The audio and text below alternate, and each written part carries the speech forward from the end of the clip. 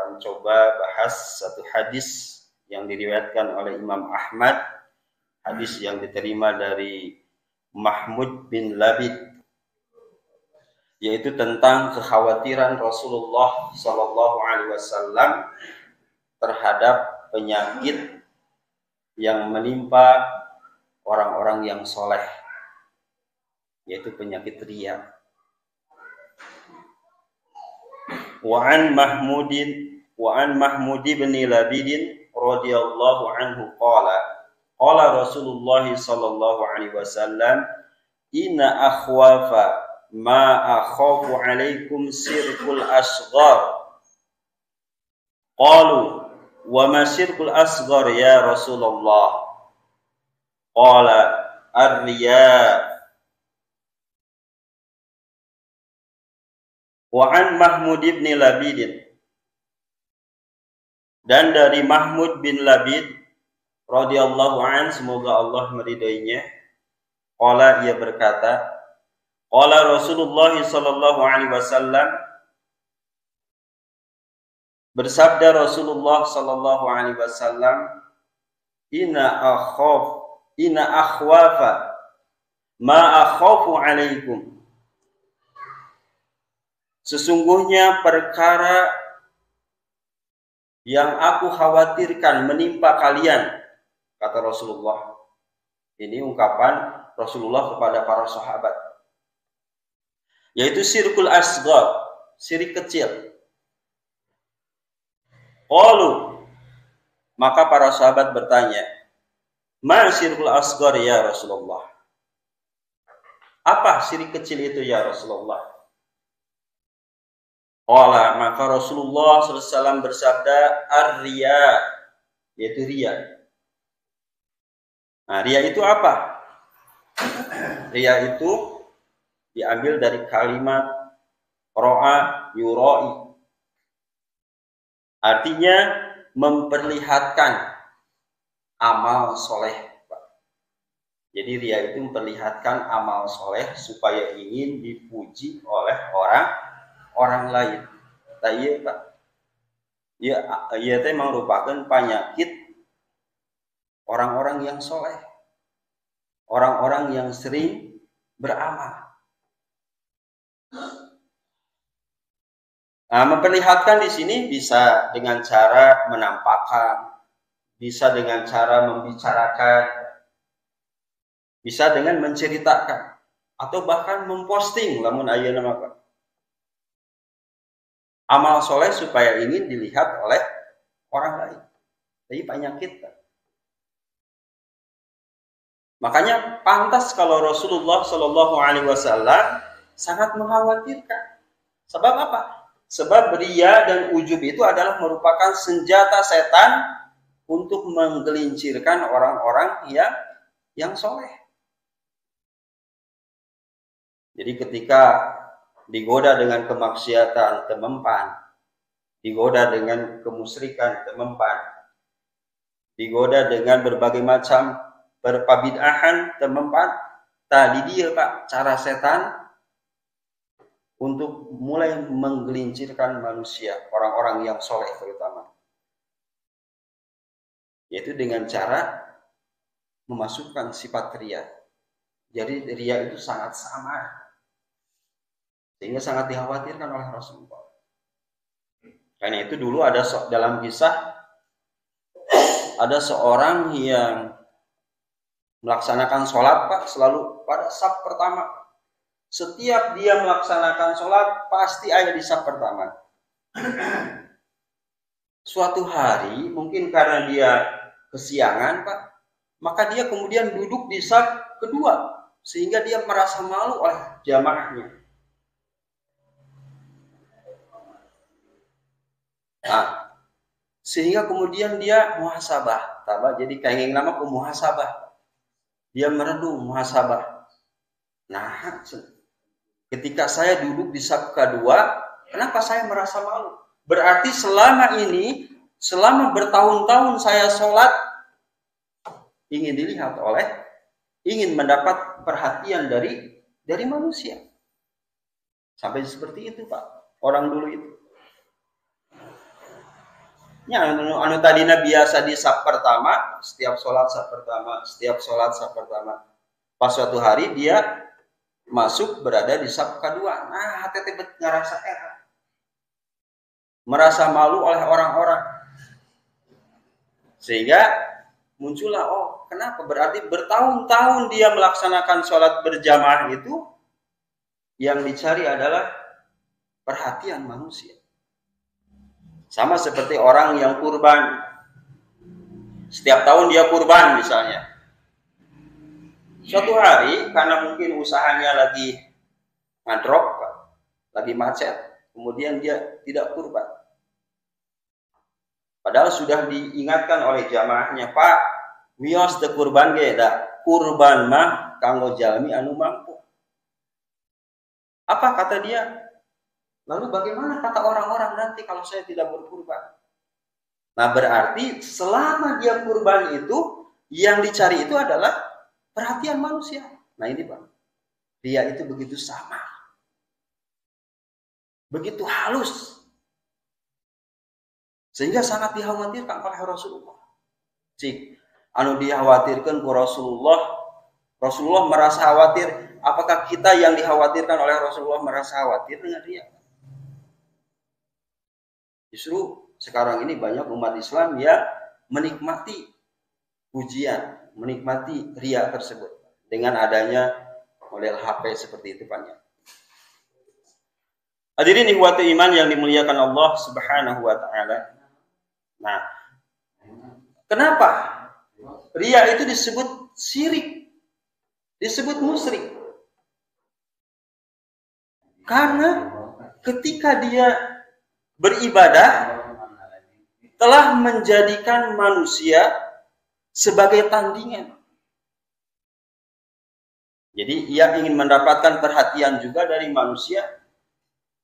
Oke, ingin mendapatkan perhatian dari Allah. Tak iya pada dia. Jadi orang yang ria itu kenapa disebut syirik, disebut musyrik? Karena dia membuat tandingan. Ingin mendapat pujian dari manusia. Oke, ingin mendapatkan pujian dari Allah. Tak iya Pak, ngaluruskan niat Pak, yang sangat luar biasa berat itu. Karena itu para ulama dulu mengatakan, yang sangat berat itu adalah ketika meluruskan niat. Kenapa? Karena niat itu selalu bolak-balik ke hati. Mungkin kita ketika kita berangkat ke masjid Pak, niatnya ikhlas. Tapi di tengah perjalanan, ayo memuji itu ya, akhirnya hati itu akan berbolak-balik. Oleh karena itu, satu ibadah yang kecil bisa besar. Itu karena niat. Ibadah yang besar juga akan kecil. Itu karena niat. Contoh misalnya ada hadis, ini pernah dijelaskan di dalam beberapa pengajian. Ada seorang wanita pejinah di zaman Bani Israel. Suatu hari dia menemukan seekor anjing yang sedang kehausan. Kukurilingan, di sumur. Nah, kemudian si wanita pejinah ini, dia merasa kasihan. Kemudian dia buka sepatunya, kemudian dia masuk ke dalam sumur tersebut, kemudian dia ambil air. Setelah itu kemudian dia berikanlah kepada seekor anjing yang kehausan tersebut. Sampai kemudian anjing itu meminumnya. Maka Rasulullah mengatakan, wanita ini akan mendapatkan maghfirah dari Allah, ampunan Allah Subhanahu wa taala. Amalnya kecil, Pak. Hanya memberi minum. Katakan sana suka aku apa masih minum lagi. Dengan air yang ada di dalam sumur.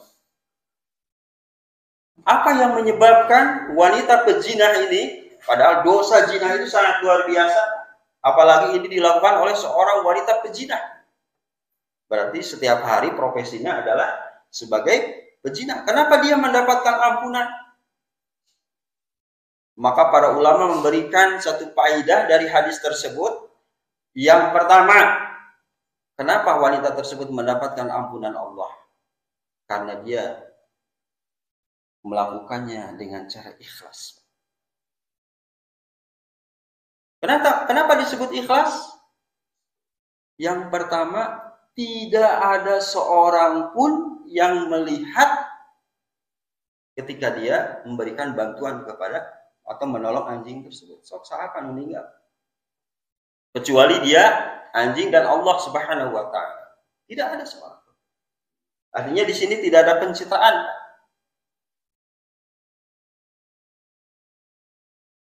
Kemudian dia tidak mengharapkan ucapan terima kasih. Dan ini tolong lagi anjing, Pak. Tidak mengharapkan ucapan terima kasih. Kemudian yang ketiga, dia berani masuk ke dalam sumur, padahal pekerjaan itu hanya bisa dilakukan oleh seorang laki-laki.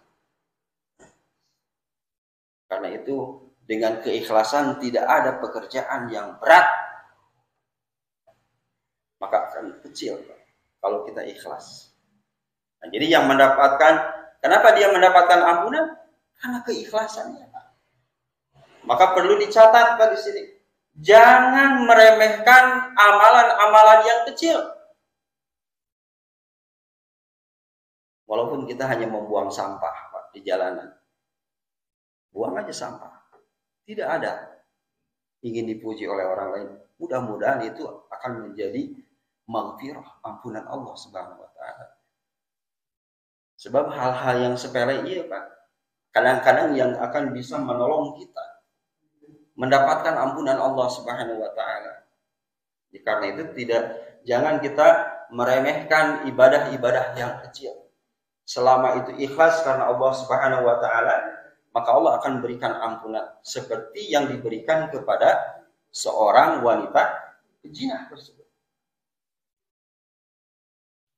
Ada dalam kisah lain Pak, kisah yang sama tetapi beda cerita Pak. Ini bukan seorang pezina.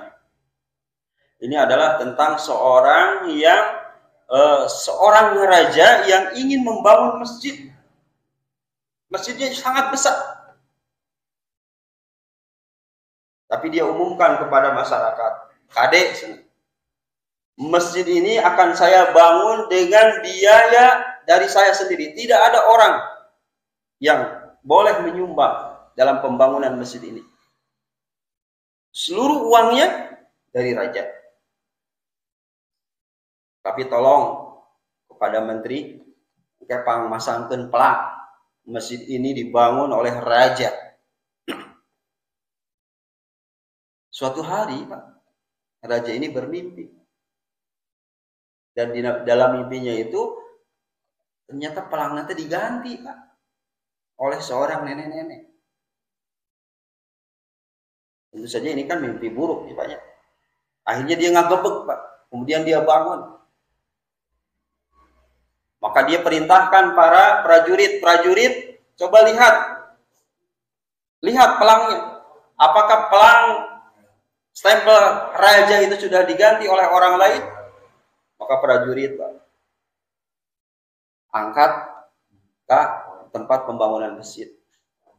Kemudian prajurit kembali lagi dan dia katakan kepada raja, "Aman raja, bahwa stempel atau pelang itu tidak ada yang mengganti, masih atas nama raja." Kemudian dia tidur lagi, kalau rasa ngimpi deh Pak, ngagabog deh. Sampai 3 kali dia bermimpi bahwa pelangnya itu diganti oleh seorang nenek-nenek. Akhirnya karena dia merasa kesal, maka suruh prajurit, tolong para prajurit, bawa nenek-nenek itu kemari. Akhirnya prajurit Pak membawa nenek-nenek itu ke hadapan raja. Karena nenek-nenek ini adalah orang yang tidak bersalah, Pak. Seorang miskin yang tidak tahu apa-apa, ketika ditangkap oleh prajurit, dia merasa ketakutan. Ayah naun gitu. Akhirnya dia dihadapkan kepada seorang raja. Kemudian ditanya oleh orang raja, "Cik nenek senang, apa yang telah nenek lakukan?" Sumbangan apa yang telah nenek lakukan? Maklum si nenek itu tidak tahu apa-apa, Pak. Saya tidak tahu, Pak Raja. Karena dia juga adalah seorang yang miskin. Nah, nek disumbang. Kata raja, toslah nenek ngaku. Ayo nama. Lamun teu ngaku, saya akan penjarakan nenek. Apa yang telah dilakukan nenek? Akhirnya dia mikir, oh iya ya raja. Saya pernah berjalan menuju tempat pembangunan masjid tersebut. Kemudian saya melihat seekor kuda yang dipakai untuk menarik barang-barang material dari pembangunan masjid tersebut. Kemudian diikat di satu pihak dan kuda itu merasa kehausan. Dan kemudian ada air di dalam bejana. Tapi itu sangat jauh, tidak terjangkau oleh kuda tersebut karena kuda itu diikat. Maka melihat kuda yang kehausan itu, saya ambil bejana tersebut, kemudian saya sodorkan kepada kuda tersebut sampai kemudian kuda itu minum dari bejana tersebut sampai hausnya hilang. Itu yang saya lakukan. Kata sang raja, ini yang diterima oleh Allah Subhanahu wa taala.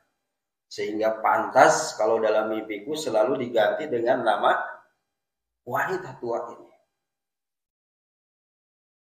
Cik Pak, gede mana amalan raja dengan amalan nenek-nenek tadi? Raja membangun masjid, seluruh kekayaannya, seluruh hartanya dari dia. Si nenek cuman memberi minum kuda yang kehausan. Nah ini yang dimaksud bahwa suatu yang kecil bisa besar karenanya. Suatu yang besar akan kecil juga karenanya. Maka hati-hati. Hadirin ikhwati iman yang dimuliakan Allah Subhanahu wa taala. Maka di dalam hadis ini ketika Rasulullah Shallallahu alaihi wasallam menyebutkan syirkul asghar, syirik kecil, berarti syirik itu dibagi menjadi dua. Berarti ada syirik yang besar. Jadi jenis syirik itu ada dua. Yang pertama syirik besar. Nah, yang dimaksud dengan syirik besar atau syirik akbar itu adalah yang dapat menyebabkan pelakunya keluar dari Islam. Nah, itu syirik besar. Jadi orang yang melakukan syirik besar, dia keluar dari Islam dan dia akan ditimpa oleh 3 musibah yang sangat besar. Sebagaimana yang disebutkan oleh Allah di dalam Al-Quran. Apa musibah yang akan menimpa orang-orang yang melakukan syirik akbar? Yang pertama, seluruh amalnya akan gugur. Misalnya ada orang beramal dari mulai balik sampai usia 60 tahun. Pas usia 60 tahun dia berbuat musyrik kepada Allah. Kemudian dia tidak bertobat. Maka amal yang dibangun sejak dia balik sampai usia 60 tahun itu hancur semuanya, gugur. Maka Allah Subhanahu wa taala mengingatkan di Quran surat Az-Zumar ayat 65, A'udzu billahi minasyaitonir rajim. Wa laqad uhiya ilaika wa ilal ladzina min qablika la in asrafta la yahbatanna 'amaluka wa la takunanna minal khasirin. Allah Subhanahu wa taala berfirman, dan sungguh telah diwahyukan kepadamu Muhammad wa ilal ladzina min qablika, dan kepada rasul-rasul sebelummu, yaitu la in asrakta, jika kamu musyrik, jika kamu berbuat syirik, maka la yahbatanna amaluka, maka gugur, hancur seluruh amalannya.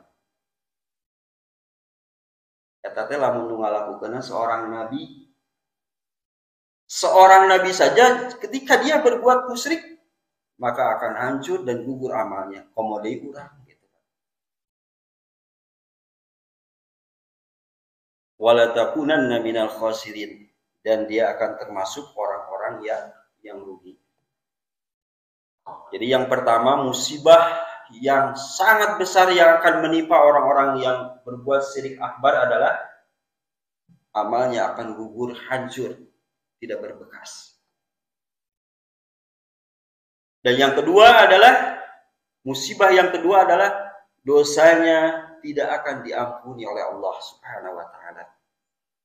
Jadi kalau orang berbuat musyrik kemudian tidak tertobati, maka dosanya tidak akan diampuni oleh Allah Subhanahu wa taala.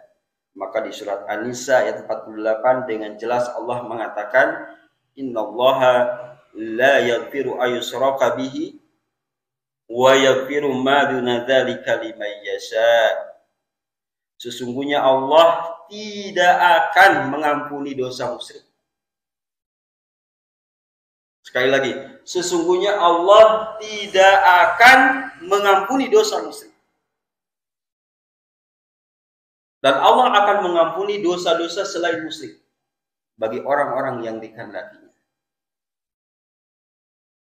Maka ayat ini memberikan pelajaran, Pak. Lamun ingin masuk surga, jauhi sifat musyrik. Jauhi dosa musyrik.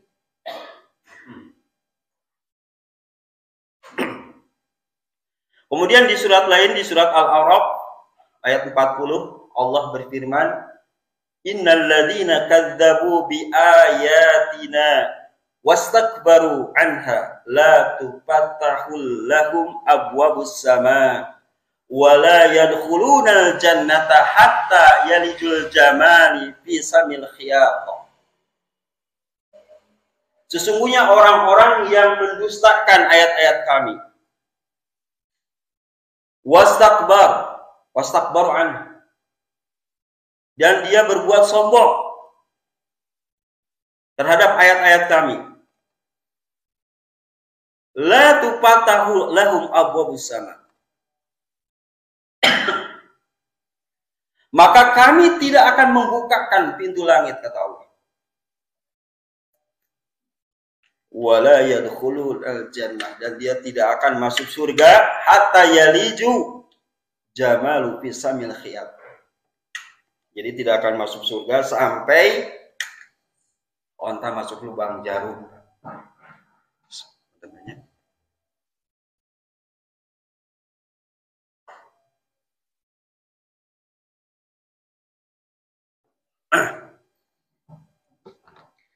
Ini adalah ungkapan mustahil, Pak. Jadi ketika Allah mengatakan wala yadkhulunal jannata hatta yalijul jamali fi samil khiyat, mereka tidak akan masuk surga sampai unta masuk lubang jarum. Mustahil. Lamun diurang mah aya ucapan kayak gitu. Lepika belut buluan, lepika orai jang-jangan. Ini ungkapan-ungkapan mustahil. Jadi orang yang berbuat musyrik itu mustahil dia akan masuk surga. Artinya dosanya tidak akan diampuni oleh Allah. Kemudian selanjutnya, yang ketiga, musibah yang akan menimpa orang yang musyrik akbar itu adalah dia akan kekal di dalam neraka jahanam. Di dalam surat Al-Maidah ayat 72, Allah Subhanahu wa taala mengingatkan, innahu may yusyrik billahi faqad haramallahu 'alaihil jannah wa ma'wahu an-nar wa ma lidh-dhalimina min ansar. Sesungguhnya barang siapa yang musyrik kepada Allah, faqad, maka sungguh haramallahu 'alaihi, maka Allah haramkan alaihi kepadanya al-jannah, surga. Jadi surga diharamkan kepada orang-orang musyrik. Maka dia akan kekal di dalam neraka. Ini musibah yang ketiga yang akan menimpa orang-orang yang berbuat musyrik. Oleh karena itu, disinilah kita perlu, Pak, menghindari perbuatan-perbuatan musyrik. Dan insya Allah, Pak, jamaah atau organisasi Persatuan Islam itu adalah jamaah atau jamiah yang konsisten di dalam dengan membasmi khurafat, tahayul dan perbid'ahan. Khurafat itu termasuk musyrik di dalamnya.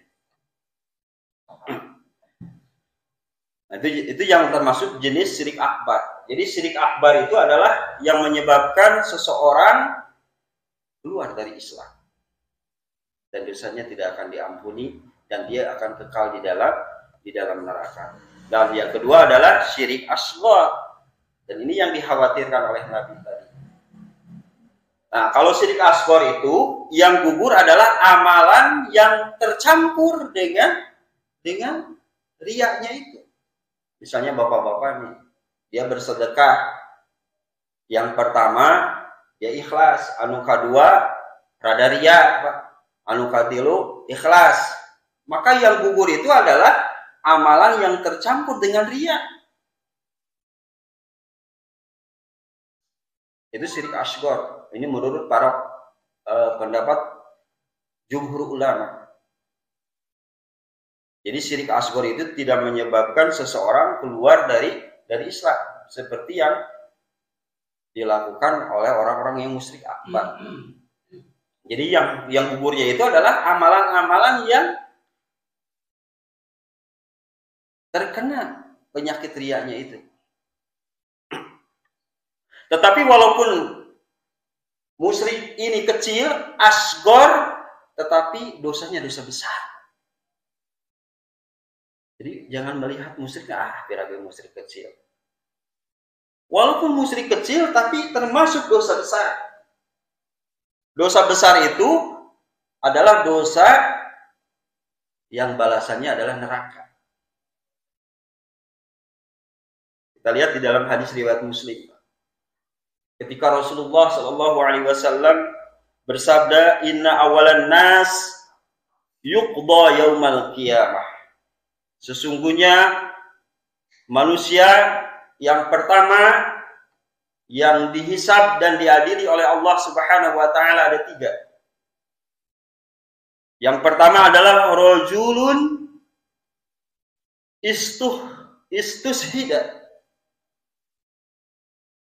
Ada orang yang mati syahid. Dia dipanggil oleh Allah Subhanahu wa taala. Jadi seorang yang mati syahid. Kemudian diperlihatkan nikmat-nikmatnya. Bahwa dia bisa berjuang, diberi kekuatan badan untuk bisa berjuang. Maka ditanya orang tersebut oleh Allah, apakah betul kamu berjuang, kamu berkorban, itu hak untuk Allah?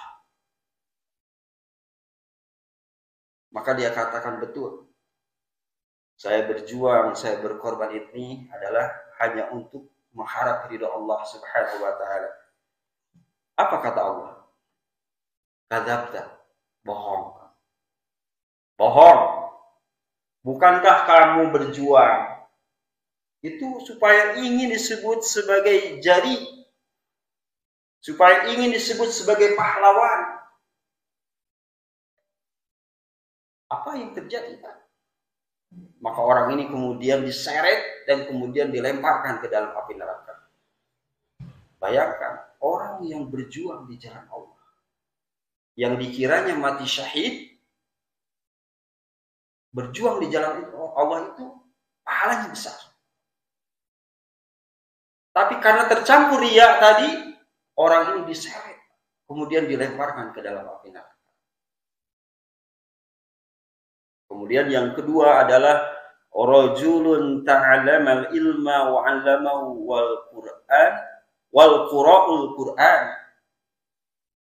Yaitu seorang yang sering berthalabul ilmi, menuntut ilmu, kemudian dia mengamalkannya, kemudian dia membaca Al-Qur'an, dihadapkan di pengadilan Allah Subhanahu wa taala, ditunjukkan oleh Allah nikmat-nikmat yang diberikan kepadanya. Bisa pintar agama, bisa membaca Al-Quran dengan bagus. Maka ditanya orang tersebut, apakah betul kamu belajar agama? Kamu membaca Al-Quran itu karena aku, karena Allah. Orang tersebut mengatakan, betul. Saya belajar agama, kemudian saya membaca Al-Quran itu karena engkau, karena mengharap ridhomu. Kembali Allah mengatakan, kadzab, bohong kamu, bohong. Bukankah kamu belajar, menuntut ilmu, membaca Al-Quran supaya kamu disebut sebagai alim, sebagai orang alim, atau disebut sebagai qori, supaya kamu ingin disebut sebagai qori'ah. Maka apa yang terjadi? Orang ini kemudian diseret dan kemudian dimasukkan ke dalam neraka. Bayangkan orang yang sering talabul ilmi, orang yang sering membaca Al-Quran, karena tercampur dengan ria, ingin mendapatkan pujian dari orang lain, nasibnya seperti itu. Kemudian yang ketiga adalah rajulun wasa'allahu alaihi wa a'tahu min asnafil mali kullihi, yaitu orang yang diberikan kelapangan rizki dan berbagai macam harta benda. Diperlihatkan nikmatnya bahwa Allah telah memberikan harta kepadamu. Kemudian ditanya, betulkah kamu mendermakan harta, infak, zakat, sedekah itu karena aku, karena Allah? Orang ini mengatakan, betul, saya mengeluarkan zakat, saya mengeluarkan infak, sedekah itu karena engkau. Kembali Allah mengatakan, kadzabkan, bohong kamu. Bukankah kamu mengeluarkan harta, mengeluarkan zakat, infak dan sedekah supaya disebut sebagai jawad, supaya disebut sebagai dermawan? Apa yang terjadi? Orang ini diseret dan kemudian dimasukkan ke dalam neraka. Hadis riwayat Muslim. Dan apa yang terjadi? Ketiga orang ini, ketiga golongan ini ternyata menjadi bahan bakarnya neraka.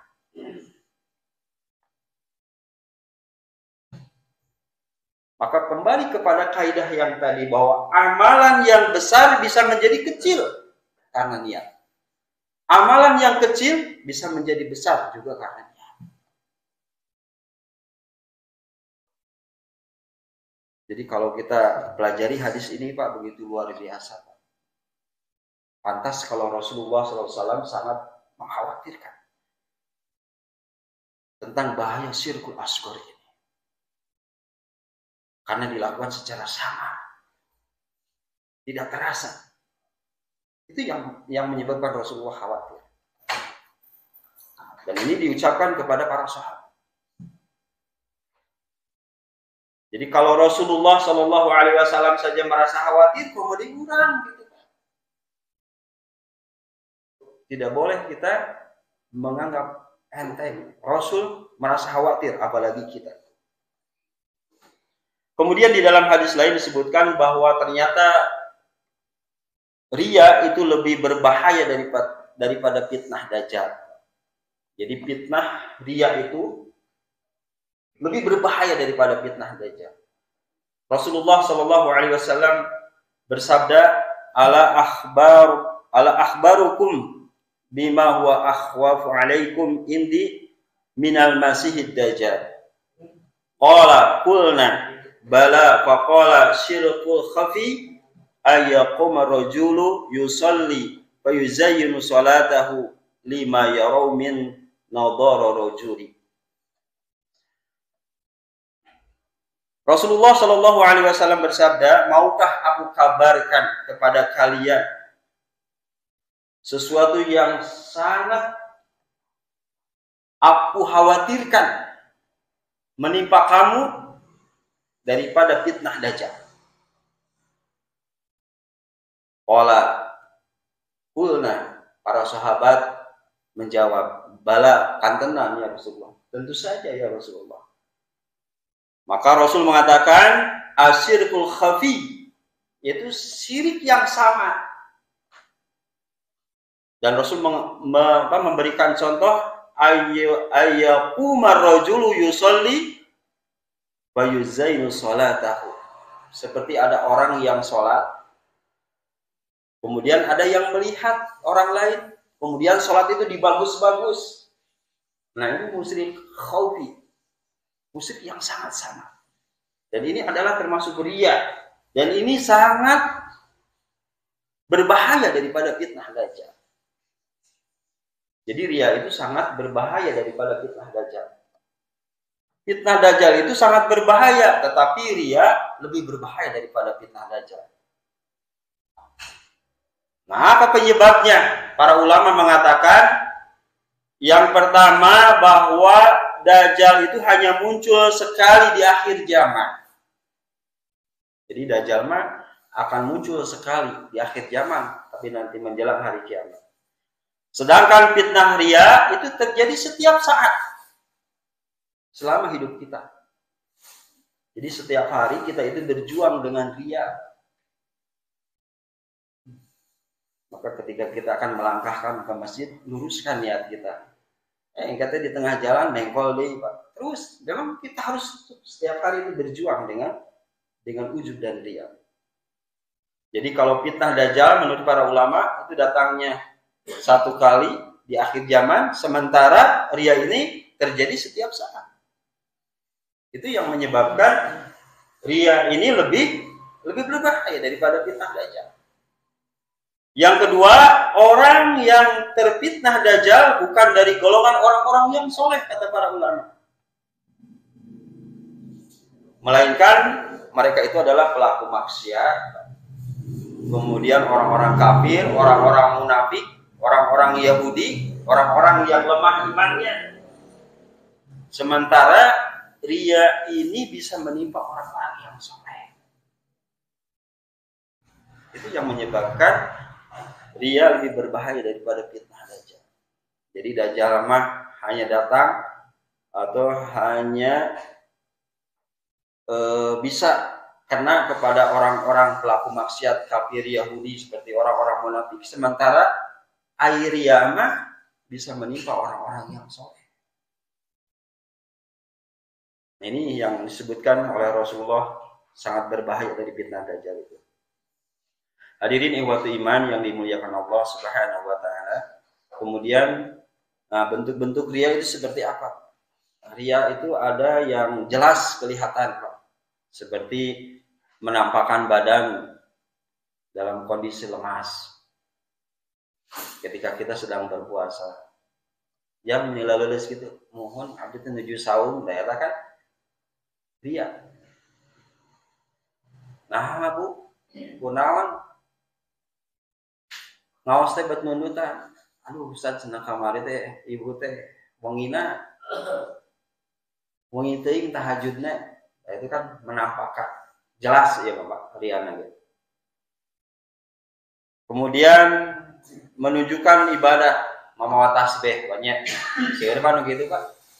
Mamawa tasbih supaya ia ingin dilihat oleh orang lain sebagai ahli zikir. Dina angkot mawa tasbih.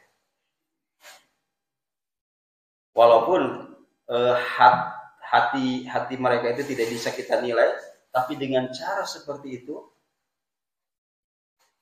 bisa-bisa dia terjerumus ke dalam sifat ingin dipuji oleh orang lain, ini riya. Ada juga yang kedua riya yang tersembunyi. Misalnya seorang yang menceritakan kejelekan orang lain. Misalnya begini, kita sebenarnya si A sholat subuh teh kaburangan wae. Nah, itu ingin menunjukkan bahwa saya tidak pernah kesiangan. Maka dia akan ditimpa dua dosa yang sangat besar. Yang pertama dia ngagibah kepada orang lain, kedua dia berbuat riya. Sebenarnya subuh teh kaburangan wae. Dengan ucapan seperti itu dia ingin menunjukkan bahwa saya tidak pernah kesian kepada orang lain. Awas Pak, hati-hati Pak. Riya mah sangat samar, halus. Makanya dikhawatirkan oleh Rasulullah seperti itu. Atau setelah kita melaksanakan amal, ujub, merasa berbangga diri. Misalnya orang terus ngabangun masjid, ya, sudah ditutup oleh Allah. Beberapa tahun kemudian, cang-cang Pak, tajang sana lamun masjid iya tadi dibangun ke Bapak mah, malah jadi. Padahal Allah sudah menutup, Pak. Selama bertahun-tahun, ayo ucapan seperti itu. Iya maka ujang wes. Bari jeung kasasaha di bebeja. Nah itu ria salah tersembunyi. Dan ini yang sangat dikhawatirkan. Nah, karena pastilah setiap kita pasti akan tertimpa sifat ria tersebut. Makanya Rasulullah SAW selalu mengajarkan setiap kita beres beramal, maka beristighfar kepada Allah. Ini banyak, gitu kan? Ketika kita beres tholabul ilmi dengan ayat kafaratul majlis, Pak? Subhanakallahumma wa bihamdika asyhadu an la ilaha illa anta astaghfiruka wa atubu ilaik. Ketika kita beres salat, apa ucapan kita? Astagfirullah, astagfirullah. Jadi walaupun kita sudah berusaha untuk ikhlas, tapi tetap ria maya, Pak. Tapi kalau kita sudah berusaha, maka itu lain lagi, Pak. La yukallifullahu nafsan illa wus'aha. Yang jelas, maka perbanyaklah istighfar kepada Allah Subhanahu wa taala. Mungkin hanya itu saja yang dapat saya sampaikan. Mudah-mudahan ini menjadi bahan tazkirah dan pelajaran bagi kita supaya kita betul-betul menjaga hati kita dari sifat ria dan ujub, karena itu dua senjata setan yang akan menjerumuskan orang-orang yang soleh. Rabbana la tuzigh qulubana ba'da idh hadaitana wa hab lana min ladunka rahmatan innaka antal wahhab. Rabbana atina fid dunya hasanah wa fil akhirati hasanah wa qina adzabannar. Aqulu qali hadza wa astaghfirullah li wa lakum. Wassalamu alaikum warahmatullahi wabarakatuh.